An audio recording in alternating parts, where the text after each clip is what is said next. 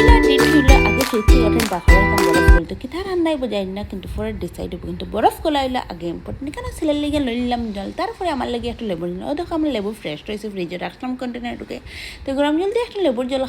খাইয়া ছেলের নাস্তা উস্তা করাইয়া দিলাম স্কুল বিদায় দিন তার লাস্ট এক্সাম হলো আর ফোর মেশিনও খাফর হয়ে গেছে তো আমাকে শুকানি দিলাম তোর ভিতরে আমরা লেগে নাস্তা বই যেটা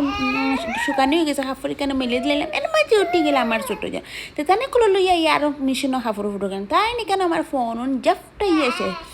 আমি বানাইলে ইসলাম ফুলাও তো লাইক গেল পেতে তো লগে লগে নাহে মুখে আমি কেন ব্রেড লাইলাম বাটার দিয়ে বানাইয়া তারপরে আমরা নাস্তা উস্তা লইলাম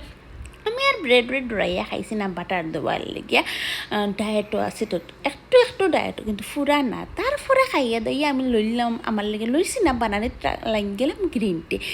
টি একদিকে বই দিলাম হয় কারেন্ট আসতে তাই তাহলে তো কারেন্টের কোনো ঠিক নাই আর এখানে একটা সিম্পল রেসিপি ক্রিয়েট করলাম মাসুস বানাইলে বাক্কা বেজাল আছে তো ওটাও বানাইলেই আমার জলদি হয়ে যাবে তো এখানে দেশি ঘি দিলাম তো দেশি ঘিও শেষ হয়ে গেছে একটু রয়েছে তো অর্ডারটা আমি করতাম পারি না আমার বড় বেজাল লাগে তারপরে রেসিপিটাও পুরো শেয়ার করি না আজকে সময় দিয়েও পারি না বই জবার করতেও একটু দিকদারি লাগে দিকে ছেলে খুব যন্ত্রণা করে তো এখানে আমার গ্রিন টি আজকে লেগে এতটুকু আমি পরে ফুল ব্লগ দিম আর আপনারা আমার লগে তা আবার সাপোর্ট করবা।